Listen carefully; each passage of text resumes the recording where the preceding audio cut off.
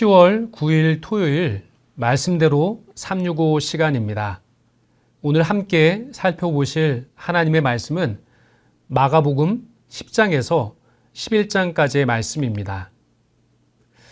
마가복음 10장과 11장의 주요 내용은 이혼과 재물과 섬김 등에 관한 예수님의 여러 교훈들과 또한 예수님의 예루살렘 입성에 대한 말씀을 그렇게 말씀하고 계십니다.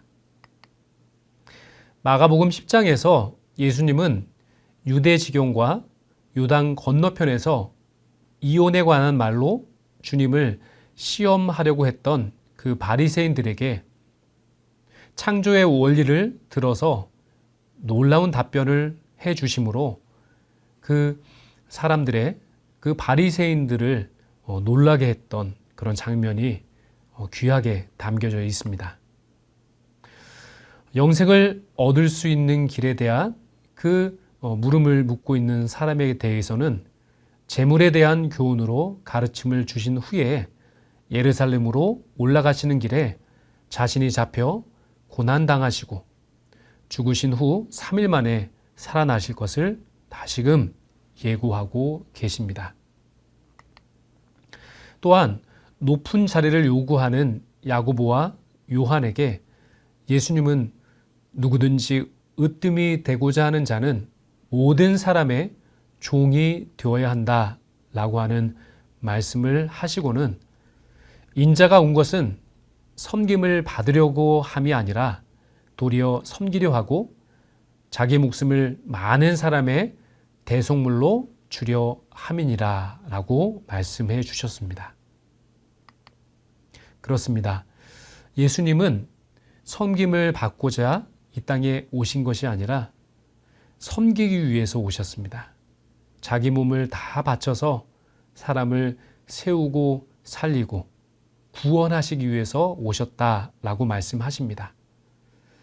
그 예수님이 이 땅에 오신 그 사역의 내용과 그 목적을 강조해서 말씀하신 그 중심의 내용이 바로 마가복음 10장에 담겨져 있습니다. 그리고 예수님께서는 그 사역의 전 과정 가운데 바로 섬겨야 한다라고 하는 그 핵심적인 말씀을 제자들에게도 거듭해서 강조해 가르쳐 주셨습니다. 이어지는 마가복음 11장은 예루살렘 입성에 관한 말씀으로 나귀 새끼를 타고 예루살렘으로 입성하시는 그 예수님을 많은 군중이 따르면서 호산나, 호산나를 외치며 찬양합니다. 그리고 이튿날 예수님은 열매 없는 무화과를 저주하셨고 성전에 들어가셔서 기도하는 집을 강도의 소굴로 만들었다라고 그렇게 말씀하시면서 성전을 깨끗하게 정결케 하시는 그 사역을 감당해 주셨습니다. 우리의 삶 가운데서 바로 예수님은 우리의 삶 가운데 어느덧 또 자리매김된 그 더러운 것들, 성도로서 그렇게 살아가야 할 거룩한 그 삶의 모습을 보이지 못하는 부분들, 그것을 새롭게 고치고 새롭게 하여 정말 정결한 하나님의 백성으로서의 삶을 이 땅 가운데 살아가기를 원하십니다. 그래서 마치 그 옛적에 성전에 들어가셔서 기도하는 집을 강도의 소굴로 만들지 말라라고 하시면서 성전을 정결케 하신 것 같이 우리의 삶 가운데, 우리 심령 가운데 우리 주님께서 찾아와 주셔서 더러운 것을 깨끗하게 하시고 또한 거룩해 하시며 거룩의 능력을 또한 입게 해 주시는 그런 놀라운 변화의 역사를 우리의 삶의 자리 가운데 이루어 가실 줄로 믿습니다. 오늘도 말씀을 통해 성도의 삶을 의의 길로 인도하시는 그 섭리를 따라서 주님의 뜻을 온전히 이루어 드리시는 그런 거룩한 성도의 삶을 살아가시기를 주님의 이름으로 축원드립니다.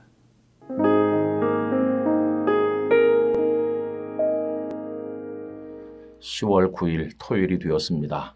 어느덧 또 한 주간이 지나서 내일 10월의 둘째 주일을 맞이하게 됩니다. 오늘 마음의 준비를 잘 하셔서 내일 하나님께 온전한 예배를 올려드리기를 간절히 바랍니다.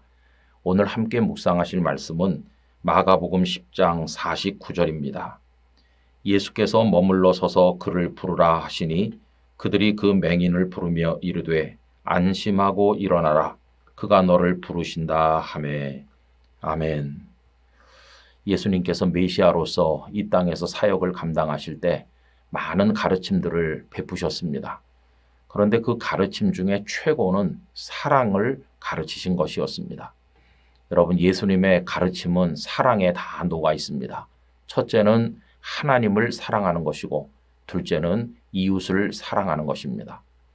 그런데 여러분, 이 사랑이라고 하는 거 오늘 우리가 생각할 땐 당연히 여겨집니다마는 당시에는 대단히 생소하게 여겨진 가치였습니다. 오히려 약육 강식의 시대였던 그때는 연약한 사람 그리고 여러 가지 부족한 사람은 언제나 억눌리고 죽을 수밖에 없었지 그런 이들을 사랑한다고 하는 건 생각하기가 어려웠습니다. 언젠가도 말씀을 드린 것처럼 한 로마의 장군이 전쟁터로 나가서 임신한 아내에게 편지를 보냈는데 그 편지 내용이 섬뜩합니다. 하는 말인즉슨 당신이 내가 돌아가기 전에 아이를 출산할 것 같은데 그 아이가 건강한 남자아이가 아니라면 내가 도착하기 전에 그 아이를 죽여서 없애라 하는 내용이었습니다. 여러분, 자기 자식 아닙니까? 자기 자식이면 건강하든 병약하든 남자아이든 여자아이든 소중할 게 아니겠습니까? 그런데 건강한 남자아이가 아니면 없애라고 그 아이의 아빠가 편지를 보냈을 정도니까 얼마나 잔혹한 세상입니까? 그런 세상에 예수님께서는 가난한 사람, 병든 사람, 장애가 있는 사람, 사랑받을 자격이 없어 보이는 사람들까지도 사랑하라고 가르치셨고 예수님께서 몸소 그것을 실천해 보이신 것입니다. 그러니 예수님의 사랑의 가르침이 당시 사람들에게 얼마나 놀랍게 여겨졌겠나 하는 것을 짐작할 수 있습니다. 여러분, 오늘 말씀은 예수님께서 연약하기 짝이 없는 한 맹인의 눈을 뜨게 하시는 일입니다. 이 사람은 맹인으로서 거지가 되어 길거리에서 구걸하고 있었는데 예수님께서 지나가신다는 말을 듣고는 크게 소리질러 불렀습니다. 다윗의 자손 예수여, 나를 불쌍히 여기소서. 사람들이 막 꾸짖으면서 조용히 하라고 했죠. 그래도 그는 더 크게 소리를 지르며 예수님의 긍휼히 여겨주실 것을 구하게 되었는데 그가 굴하지 않고 부르짖을 수 있었던 것은 누구에겐가 예수님께서 사랑을 실천하는 분임을 들었기 때문일 것이라고 생각을 합니다. 그런데 그의 기대는 헛되지 않았습니다.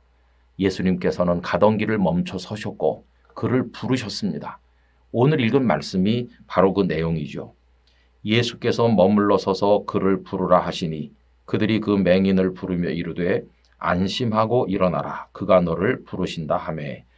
여러분, 여기 안심하고 일어나라 이렇게 한 걸 보면 얼마나 평상시에 그런 사람들이 무시당하고 또 그들이 두려움 속에 살았는가 하는 것을 알게 됩니다. 그러나 예수님께서는 그들을 안심시키고 그들을 가까이 오게 하시고 그들의 눈을 뜨게 해주시고 사랑을 얻게 해주신 그런 주님이셨죠. 여러분, 여기 맹인은 모든 사람들의 대표라고 하겠습니다. 우리들도 마찬가지죠. 인생의 길모퉁이에서 엎드려 구걸하는 존재가 우리들 아니겠습니까? 우리에게 희망이 있다면 그 예수님을 부르는 것뿐입니다.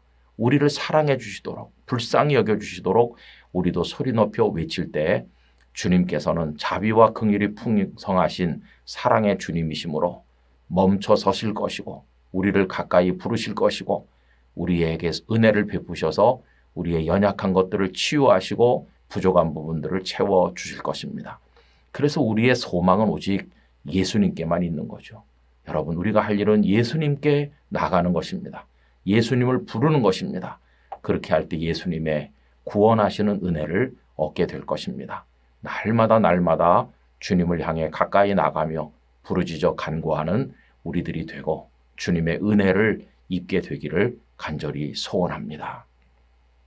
아버지 하나님, 여리고 성의 소경 거지가 바로 저희들 모습임을 기억하면서 그가 예수님을 소리 높여 외쳐 부르듯이 오늘 저희들도 그와 같이 해야 될 것을 깨닫습니다. 사랑을 가르치시고 불쌍히 여기시고 연약한 자를 외면하지 않으신 그 주님의 사랑이 오늘 저희들에게도 임하여 이 땅에서 상처받고 휘둘리고 외롭고 눈물을 흘리는 모든 인생들이 주님의 은혜로 구원을 얻고 새 힘을 얻게 하여 주시옵소서. 언제나 주님께로 나가 은혜를 구하는 저희들이 되게 하여 주시옵소서. 예수님의 이름으로 기도드리옵나이다. 아멘.